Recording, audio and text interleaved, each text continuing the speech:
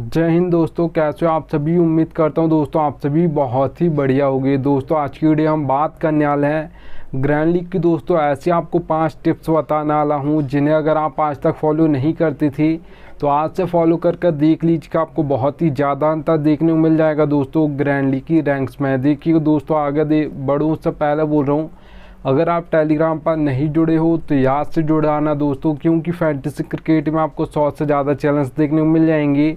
सब आपको प्लेयर्स के स्टेट दिखाकर कंफ्यूज कर देंगे, इससे भी रख सकते हो उससे भी रख सकते हो। आपका भाई आपको बिल्कुल भी कंफ्यूज नहीं करेगा, इसलिए याद से टेलीग्राम पर जुड़ जाइएगा। मैं लिंक आपको दे दूंगा, वहां से जुड़ सकते हो दोस्तों, ठीक है, याद रखिएगा। चलिएगा दोस्तों स्टार्ट करता हूँ।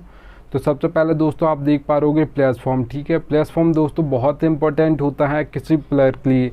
अब देखिए दोस्तों, जिस प्लेयर का फॉर्म चल रहा होगा तो ज़्यादातर मैचेस में वही प्लेयर आपको परफॉर्मेंस करके दे देगा, और जब फॉर्म नहीं चलेगा तो ज़्यादातर मैचेस में वही प्लेयर फ्लॉप हो जाएगा, ठीक है, याद रखिएगा। अब देखिए दोस्तों, यहाँ पर आपको किसी प्लेयर का फॉर्म देखना है तो लास्ट 5 मैच उसके देख लीजिएगा, आपको पता चल जाएगा प्लेयर फॉर्म में है या नहीं है। उससे ज़्यादा मैचेस देखने की आपको ज़रूरत नहीं है, ठीक है, याद रखिएगा।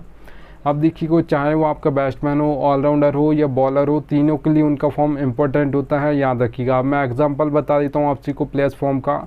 तो आपसी को पता होगा दोस्तों, आईपीएल 2022 उठाकर देखिएगा, विराट कोहली का लगभग सभी मैचेस में फ्लॉप हो गए थे। आईपीएल 2023 उठाकर देखोगे, लगभग सभी मैचेस में परफॉर्मेंस किया था। तो दोस्तों प्लेयर तो बहुत बड़ा है, पर जब फॉर्म नहीं चल रहा था तो ज़्यादातर मैचेस में फ्लॉप हो रहा था, और जैसी फॉर्म आया तो ज़्यादातर मैचेस में परफॉर्मेंस करने लगा, ठीक है। तो प्लेयर का फॉर्म इसलिए इंपॉर्टेंट होता है, याद रखिएगा। और एग्जांपल बता देता हूँ, दीपक हुड्डा, दिनेश कार्तिक, इन दोनों प्लेयर्स का आईपीएल 2022 उठाकर देखिएगा, बहुत ही शानदार गया था। आईपीएल 2023 उठाकर देखोगे, दोनों प्लेयर्स का फॉर्म बिल्कुल नहीं चल रहा था, इसलिए ज़्यादातर मैचेस में फ्लॉप हो गए थे, ठीक है। तो प्लेयर दोस्तों फॉर्म जब चलता है तो ज़्यादातर मैचेस में परफॉर्मेंस करके देगा, और फॉर्म नहीं चलेगा तो ज़्यादातर मैचेस में फ्लॉप हो जाएगा, याद रखिएगा, ठीक है।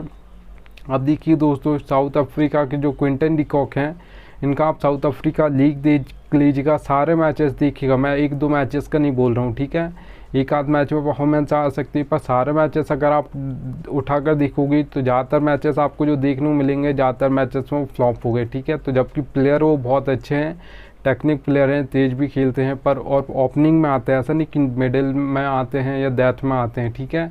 तो याद रखिएगा दोस्तों, इसलिए प्लेयर्स का फॉर्म इंपॉर्टेंट होता है। चलिएगा दोस्तों सेकंड टिप की ओर बढ़ूँ उससे पहले बोल रहा हूँ, सबसे बेस्ट एप्लीकेशन दोस्तों जानना चाहते हो तो विजन 11 सबसे बेस्ट एप्लीकेशन है। यहाँ पर आपकी कुछ सेविंग्स हो जाएगी। जो कॉन्टेस्ट आपको ड्रीम 11 पर ज़्यादा पैसे में देखने को मिलेगा, विजन 11 पर वही कॉन्टेस्ट आपको कम पैसे में देखने को मिलेगा। तो एप्लीकेशन का मैं लिंक दे दूँगा, आप डाउनलोड कर सकते हो, ठीक है, जिसके पास ना हो। चलिएगा दोस्तों स्टार्ट करता हूँ सेकेंड नंबर टिप। तो यहाँ पर आप दोस्तों देख पा रहोगे पिच रिपोर्ट। पिच रिपोर्ट दोस्तों आपको 3 टाइप्स की देखने को मिल जाएगी। जो पिच रिपोर्ट होती है दोस्तों, सबसे ज़्यादा जो इंपॉर्टेंट मैचेस होते हैं वो आपकी T20 और ओडीआई मैचेस के लिए सबसे ज़्यादा इंपॉर्टेंट होती है, क्योंकि दोस्तों यहाँ पर कोई भी कैप्टन टॉस जीता है तो वो बॉल फर्स्ट करता है, ठीक है। जबकि टेस्ट मैच में ऐसा नहीं होता, वहाँ पे कोई भी कैप्टन टॉस जीतता है तो पिच के अकॉर्डिंग चूज़ करता है, बैट फर्स्ट भी वो कर सकता है, बॉल फर्स्ट भी वो कर सकता है, ठीक है, याद रखिएगा। अब आपको जो दोस्तों जो पिच रिपोर्ट देखने को मिलेगी 3 टाइप्स की देखने को मिल जाएगी, बैटिंग फ्रेंडली, बैलेंस और बॉलिंग। अब देखिए दोस्तों एक को समझा देता हूँ। बैटिंग फ्रेंडली पिच है दोस्तों, तो याद रखिएगा, नाम से समझ आ रहा होगा, बैटिंग फ्रेंडली पिच है मतलब बैट्समैन परफॉर्म करने वाले हैं अच्छा खासा, ठीक है।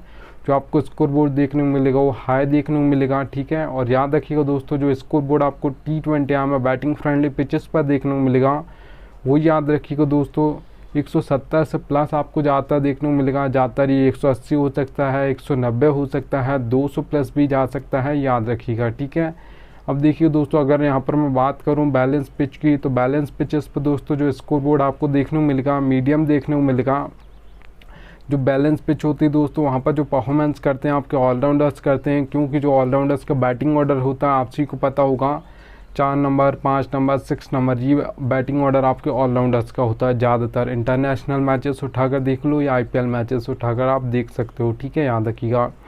अब देखिए दोस्तों, जो आपके ऑलराउंडर्स होते हैं आपको 2 तरीके से फैंटेसी पॉइंट देते हैं, एक आपको विकेट लेकर मतलब बॉलिंग से देते हैं, एक आपको बैटिंग करके देते हैं। इसलिए बैलेंस पिचेस पर 1 से 2 विकेट जल्दी कर जाते हैं पावर प्ले में, तो इनकी बैटिंग जल्दी आ जाती है, इसलिए फिर ये आपको बैटिंग से फैंटेसी पॉइंट देते हैं, उसके बाद आपको बॉलिंग से देते हैं। इसलिए बैलेंस पिचेस पर ज़्यादातर आपके ऑलराउंडर्स परफॉर्म करते हैं। जो आपको दोस्तों बैलेंस पिच होगी वहाँ पर मीडियम स्कोर देखने को मिलेगा। और याद रखिएगा दोस्तों, जो आपको मीडियम स्कोर कितना देखने को मिलेगा, अगर यहाँ पर मैं T20I की बात करूँ जो बैलेंस पिच होगी वहाँ पर, तो याद रखिएगा 150 से लेकर 170 के बीच में आपको ज़्यादातर स्कोर देखने को मिलेगा। ज़्यादातर 160 165 देखा जाता है, याद रखिएगा। चलिएगा दोस्तों, यहाँ पर मैं बात करूँ बॉलिंग पिच की, तो सबसे पहले दोस्तों हमारे दो टाइप्स के तो बॉलर्स होते हैं। एक आपके पेसर्स होते हैं जिसे आप फास्ट बॉलर्स बोलते हो, एक आपके स्पिनर्स होते हैं जो ज़्यादातर विकेट निकालते हैं। दोस्तों कौन निकालते हैं आप जी को पता होगा, पेसर्स निकालते हैं, क्योंकि वो पावर प्ले में बॉलिंग करते हैं, उसके बाद डेथ ओवर्स में बॉलिंग करते हैं। जो आपके स्पिनर्स होते हैं दोस्तों वो तो मिडिल ओवर्स में बॉलिंग करते हैं, जहाँ पर सबसे कम विकेट गिरते हैं, क्योंकि वहाँ पर कोई भी बल्लेबाज है तो वहाँ पर एका चौका मारेगा मिडिल ओवर्स में और उसका सिंगल डबल लेगा तो 9 से 10 रन आ जाएंगे एक ओवर में, और ये बहुत ज़्यादा होते हैं मिडिल के ओवर्स में, याद रखिएगा। अब जो सबसे ज़्यादा हैट्रिक्स भी ली जाती हैं दोस्तों, याद रखिएगा वो डेथ ओवर्स में ली जाती हैं, क्योंकि वहाँ पर आपको सेट होने का टाइम नहीं मिलता है। अगर आप सेट बल्ले आ जाओ तो भी आप हर बॉल पर बल्ला चलाने की कोशिश करोगे, अगर आप न्यू भी आए तो पहली बॉल से आप डेथ ओवर्स में घुमाने की कोशिश करोगे, ठीक है, याद रखिएगा। वो कनेक्ट ना हो या हो उसका कोई मतलब नहीं होता, पर अगर आप वहाँ पर डॉट बॉल खेलते हो तो अपना स्कोर बोर्ड कम कर देते हो अपनी टीम के लिए, ठीक है, याद रखना, जो कि एक तरीका का गुनाह माना जाता है डेथ ओवर्स में अगर आप एक भी बॉल डॉट खेलते हो तो, ठीक है, याद रखिएगा। चलिएगा दोस्तों, अगर यहाँ पर मैं बात करूँ जो आपको बॉलिंग पिच पे T20I में स्कोर बोर्ड देखने को मिलेगा, याद रखना लो देखने को मिलेगा। अगर मैं स्कोर बोर्ड की बात करूं तो आपको 130 से लेकर 150 के बीच में ज़्यादातर देखने को मिलेगा, ज़्यादातर 140 से 145 देखा जाता है, याद रखना दोस्तों।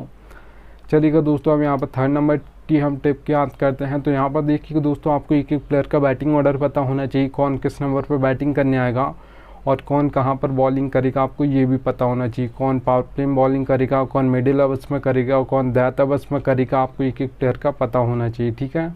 अब देखिए दोस्तों, फैंटेसी क्रिकेट में आप ये तो बैटिंग ऑर्डर तो पता कर लोगे लाइनअप से कि कौन किस नंबर पर बैटिंग करने आएगा, कौन 2 नंबर पर आएगा, कौन 3 नंबर पर बैटिंग करने आएगा, आप ये तो पता कर लोगे, पर ये कहीं से पता नहीं कर पाओगे कौन पावर प्ले में बॉलिंग करेगा, कौन मिडिल ओवर्स में करेगा, कौन डेथ ओवर्स में करेगा। आपका भाई आपको एक एक प्लेयर का बताता है, इसलिए याद से टेलीग्राम पर जुड़ जाइएगा, मैं लिंक आपको दे दूंगा। चलिएगा दोस्तों, अब मैं आपको कैसे समझाऊंगा बैटिंग ऑर्डर और कौन कहाँ पर बॉलिंग करेगी, ये कैसे समझाऊंगा ये समझा देता हूँ। देखिए कि दोस्तों, सभी फैंटेसी एप्लीकेशन पर आपको 4 सेक्शन देखने को मिलते हैं, wicket keeper, batsman, allrounder, bowler. एक एक प्लेयर का आपको एक एक का बताऊंगा, ठीक है, कौन किस नंबर पर बैटिंग करेगा, कौन कहाँ पर बॉलिंग करेगा। आप देखिए दोस्तों, नंबर से आपको बैटिंग ऑर्डर समझा दूंगा। जैसे रोहित शर्मा के सामने 2 नंबर लिखा है, विराट कोहली के सामने 3 नंबर लिखा है, हार्दिक पांड्या के सामने 5 नंबर लिखा है। अब देखिए दोस्तों, हार्दिक पांड्या ऑलराउंडर हैं तो बॉलिंग भी करेंगे, अगर 2 ओवर डालेंगे तो कहाँ पर बॉलिंग करेंगे और अगर 4 ओवर डालेंगे तो कैसे बॉलिंग करेंगे, ये समझा देता हूँ। देखिए दोस्तों, मैं पहले ही बता दूं आपको, ओ का मतलब ओपनिंग ओवर्स बोल सकते हो या पावर प्ले बोल सकते हो, एम का मतलब है मिडिल ओवर्स, डी का मतलब डेथ ओवर्स, ठीक है, ये याद रखिएगा। अब देखिएगा हार्दिक पांड्या के सामने लिखा है /M, ठीक है, तो ओ का मतलब दोस्तों ओपनिंग में 1 ओवर डालेंगे, अगर यहाँ पर 6th ऑप्शन है बॉलिंग का तो मतलब 2 ओवर डालेंगे सिर्फ आज के मैच में, मैं मान लेता हूँ। तो ओपनिंग में 1 ओवर डालेंगे हार्दिक पांड्या, फिर मिडिल में 1 ओवर डालेंगे, ठीक है। अगर हार्दिक पांड्या यहाँ पर 5th ऑप्शन है बॉलिंग का, 4 ओवर डालेंगे आज के मैच में मान लेते हैं, तो फिर वो ओपनिंग में 2 ओवर डालेंगे और उसके बाद मिडिल में 2 ओवर डालेंगे, ठीक है। डेथ में बॉलिंग नहीं करते हैं आपके हार्दिक पांड्या, और करते हैं तो कभी कभार 1 ओवर करते हैं, याद रखना, ठीक है। एक और एग्जांपल ले लेता हूँ दोस्तों, भुवनेश्वर कुमार को आप देख पा रहोगे, उनके सामने लिखा O/D, ठीक है। तो यहाँ पर वो ओपनिंग में 2 ओवर डालेंगे, डेथ में 2 ओवर डालेंगे। भुवनेश्वर कुमार अभी तो इंडिया से नहीं खेलते, जब खेलती थी तब भी ऐसी बॉलिंग करते थे, अभी SRH से खेलते हैं तो वहाँ पर भी सेम टू सेम बॉलिंग करते हैं, ओपनिंग में 2 ओवर डालते हैं, डेथ में 2 ओवर डालते हैं। मिडिल में बॉलिंग नहीं करते हैं, मिडिल में कब करते हैं, जब कोई बल्लेबाज सेट हो जाता है, आउट नहीं होता है, तो कैप्टन उन्हें 1 ओवर देता है विकेट निकालने के लिए, ठीक है, याद रखिएगा। चलिएगा दोस्तों, 4th नंबर टिक पे याद करता हूँ। तो यहाँ पर दोस्तों आप देख पा रहोगे कैप्टन और वाइस कैप्टन सिलेक्शन, सबसे ज़्यादा इंपॉर्टेंट होता है कैप्टन और वाइस कैप्टन सिलेक्शन। आपके 1 या 2 या 3 प्लेयर ऐसे लग रहे हैं आपको कि कम फैंटेसी पॉइंट देकर गए हैं, ड्रीम टीम में नहीं आएंगे, तो भी याद रखना दोस्तों, कैप्टन और वाइस कैप्टन आपके सही है और थोड़ा मैच इधर उधर होता है तो आपका grand league, mega grand league में फर्स्ट रैंक आ जाएगी, पर कैप्टन और वाइस कैप्टन बिल्कुल सही होने चाहिए, ठीक है, याद रखना। अब देखिए दोस्तों, मैं आपको ये भी बता देता हूँ आप कैप्टन और वाइस कैप्टन कैसे सेलेक्ट कर पाओगे, ये टिप भी आपको बता देता हूँ, ठीक है। देखिए दोस्तों 22 प्लेयर देखने को मिलते हैं। मैं इम्पैक्ट प्लेयर की बात नहीं कर रहा हूँ आईपीएल के रूल की, ठीक है। मैं नॉर्मल मैचेस की बात कर रहा हूँ जो जिसमें इम्पैक्ट प्लेयर नहीं होता है इंटरनेशनल मैचेस में, ठीक है। तो 11 एक टीम से आपको देखने को मिलेंगे, 11 दूसरी टीम से देखने को मिलेंगे प्लेयर। तो उसमें से कैप्टन और वाइस कैप्टन बहुत डिफिकल्ट होता है, किस बैट्समैन को बनाए, ऑलराउंडर को बनाए या बॉलर को बनाए, किससे बनाए, ठीक है। तो देखिए दोस्तों सारे प्लेयर नहीं होते हैं दावेदार, जो कैप्टन और वाइस कैप्टन के जो एक मैच में दावेदार प्लेयर होते हैं, दोनों को अगर मैं काउंट करूं 22 प्लस को, तो वहां पर 7 से 8 ही प्लेयर होते हैं, उससे ज़्यादा बिल्कुल नहीं होते हैं, ठीक है। तो ज़्यादातर दोस्तों जो कैप्टन और वाइस कैप्टन के दावेदार होंगे उससे 7 से 8 प्लेयर होंगे, उससे ज़्यादा नहीं होंगे। और याद रखना दोस्तों, तो आपको ऐसे 6 प्लेयर निकाल लेने हैं जो आपको लग रहा है कि आज के मैच में इनमें से ही कोई कैप्टन और वाइस कैप्टन बनेगा। तो सबसे पहले आपको जो निकाल रहे हो प्लेयर्स को, तो उसमें आप क्या क्या देख सकते हो वो बता देता हूँ। देखिए दोस्तों प्लेयर्स का फॉर्म देख लीजिएगा, पिच रिपोर्ट देख लीजिएगा, बैटिंग ऑर्डर देख लीजिएगा, हेड टू हेड बैटल्स देख लीजिएगा, इतना सारा आप सब कुछ देखोगे। उसके बाद आपको जो भी प्लेयर लग रहा है कि इनमें मतलब ये कैप्टन और वाइस कैप्टन के आज दावेदार मुझे लग रहे हैं कि इनमें से कोई कैप्टन और वाइस कैप्टन बनेगा, तो आपको 6 ऐसे प्लेयर निकाल लेने हैं दोनों टीम से। एक टीम से आप 2-3 निकाल सकते हो, दूसरी टीम से भी आप 2-3 निकाल सकते हो, ऐसे करके आपको 6 प्लेयर निकाल लेना है, ठीक है, याद रखिएगा। उसमें दोस्तों ऑलराउंडर्स भी हो सकते हैं, बॉलर भी हो सकते हैं, बैट्समैन भी हो सकते हैं, ठीक है। तीनों को आप निकाल लीजिएगा। मैं मान लेता हूँ अपने 2-2 प्लेयर निकाल लिए हैं। अब देखिए दोस्तों निकालिए, 2 बैट्समैन निकालिए, 2 ऑलराउंडर निकालिए, 2 आपने बॉलर निकालिए। अब देखिएगा 1 2 3 बैटिंग ऑर्डर हो, बैट्समैन का फॉर्म अच्छा चल रहा हो तो उससे आप कैप्टन और वाइस कैप्टन कर सकते हो, क्योंकि दोस्तों अगर 1 2 जो 3 बैट्समैन होते हैं, जो बैटिंग ऑर्डर इनका होता है जिस प्लेयर का, उनके पास बहुत ही ज़्यादा बैटिंग ऑर्डर मतलब 1 2 3 होने के कारण उनके पास बहुत ज़्यादा बॉल्स होती हैं फेस करने को। अगर वो सेट हो जाता है तो एंड तक खेलेगा, और एंड तक खेलेगा तो बहुत ज़्यादा फैंटेसी पॉइंट देकर जाएगा। फिर बहुत कम चांस होता है उससे ज़्यादा फैंटेसी पॉइंट कोई दूसरा प्लेयर देकर चला जाए उस मैच में, ठीक है, याद रखना। तो 1 2 3 बैटिंग ऑर्डर होना चाहिए, फॉर्म अच्छा चल रहा हो तो उस बैट्समैन को आप कैप्टन और वाइस कैप्टन बना सकते हो, अगर आप किसी बैट्समैन को बनाना चाहते हो तो, ठीक है। अब देखिए दोस्तों अगर मैं यहाँ पर ऑलराउंडर की बात करूँ तो 5-6 नंबर पर उसके बैटिंग ऑर्डर होना चाहिए। इससे नीचे बैटिंग ऑर्डर नहीं चलेगा, ऊपर चल जाएगा पर नीचे नहीं चलेगा, ठीक है। और 4 ओवर डालने वाला हो उस दिन ऑलराउंडर, ऐसा नहीं कि 1 या 2 ओवर डालेगा, उससे ज़्यादा ओवर नहीं डालेगा। तो ऐसा ऑलराउंडर को हमको कैप्टन और वाइस कैप्टन नहीं करना है। 4 ओवर डालने वाला हो और बैटिंग ऑर्डर उसका 5 या 6 होना चाहिए, इससे नीचे बिल्कुल नहीं चलेगा। ऐसा नहीं होगा कि रविंद्र जडेजा आपके 7 नंबर पर आते हैं इंडिया की ओर से, ऐसा नहीं चलेगा, ठीक है, याद रखना। 7 नंबर बहुत नीचे हो जाता है बैटिंग ऑर्डर।